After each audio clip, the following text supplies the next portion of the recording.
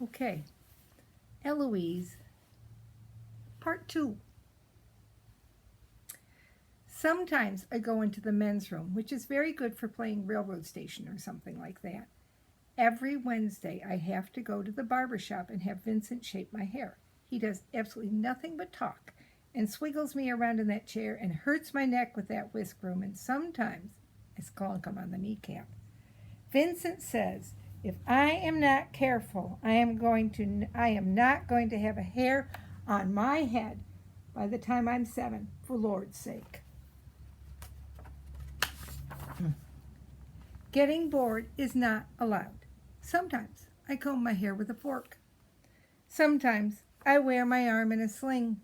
Sometimes I put a rubber band on the end of my nose. Toe shoes make very good ears, and sometimes I wear them to lunch. Here's what I like to do: pretend. Sometimes I am a mother with 40 children, and sometimes I am a giant with fire coming out of my hair.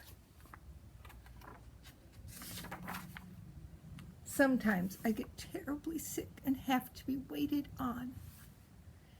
Sometimes I get so sick that my head is all wobbling. My head falls over and is wobbling until it is loose.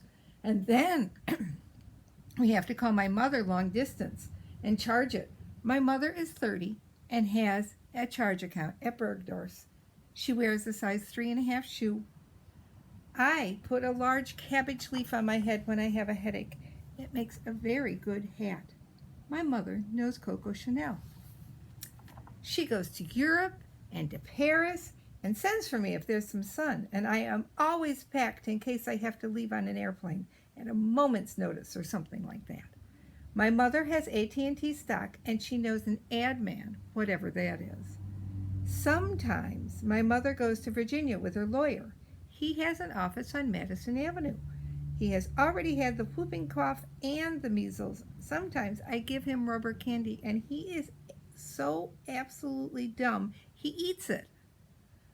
Sometimes he brings me a present, whether I deserve it or not. I usually do. Here's what he likes: martinis. Here's what I like: dandelions. Sometimes I have a temper fit.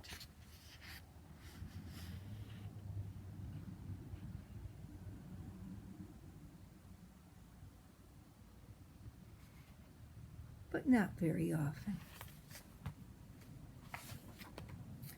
I absolutely dislike school, so Philip is my tutor. He goes to school he goes to Andover, and my mother knows the dean. He wears red garters and is boring, boring, boring. When we have our French lessons, he reads in French about La Petite Cuisine de Marie and her jardin, and sometimes I listen to him, but not very often.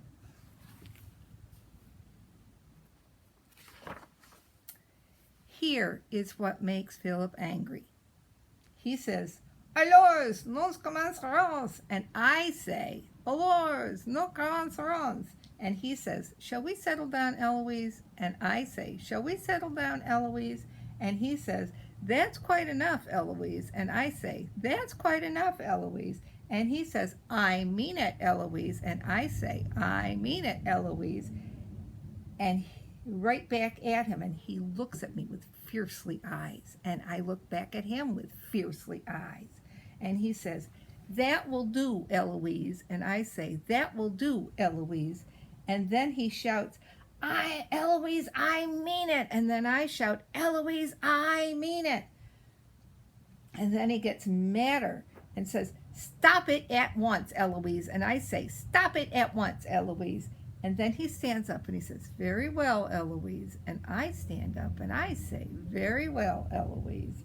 And then he walks around the room, and then I walk around the room, and then he screams, "Nanny!" And then I scream, "Nanny!" And Nanny comes in yelling, "No, no, no, Eloise."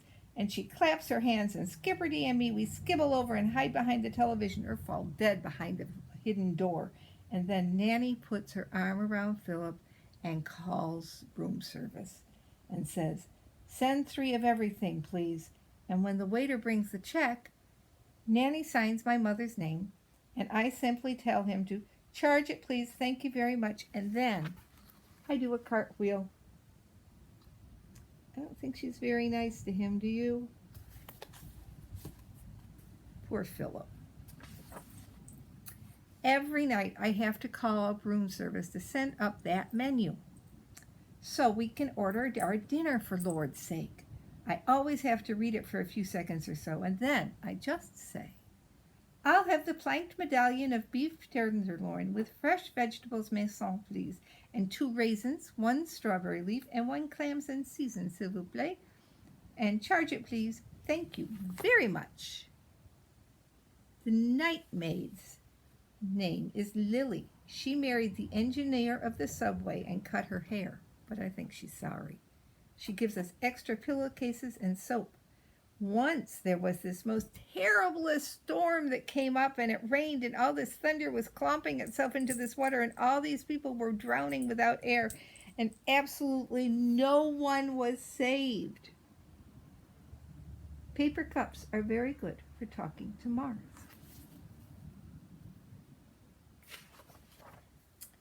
TV is in the drawing room. I always watch it with my parasol in case there's some kind of glare.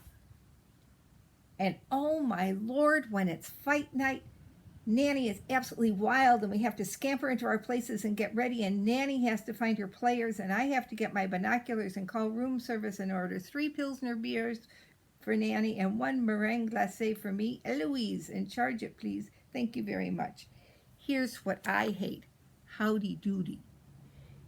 Ooh, I absolutely love TV. Every night when it's time to go to bed, Nanny yawns out loud and says she's tired, tired, tired. I make as much noise as I possibly can, like turning on the phonograph real loud and hollering a lot. Then I have to brush Nanny's hair for her, and then we both yawn loud and get into our pajamas. Then I have to put on my don't disturb sign and get Skipperty and Weenie and me all tucked in, and then Nanny opens the windows enormously wide so we can have air, air, air. And then she turns out the light. Nanny has a mole. Sometimes we go to sleep right away, but not very often. Sometimes Weenie and Skipperty and me, we get out of bed and go into that closet and look around for a while, and when we get in there, there is this cave, and it is so dark in there that it's absolutely black. There's this big bug in there that has enormously large feathers, and he picks us up by our necks and sklanks us about in his paws and carries us down into this deep well that is all filled with tigers and lions and birds of prey, and they eat us up raw and step on us and stamp their feet on us and absolutely rank us, and we have to run for our lives and drag each other on our stomach and scrape our face along the side until we were absolutely breathing and stretching our arms to reach that closet door barely in time, and our heart is beating, and we have to wake Nanny with a flashlight in her face to save us and put witch hazel and cotton on all of our toenails.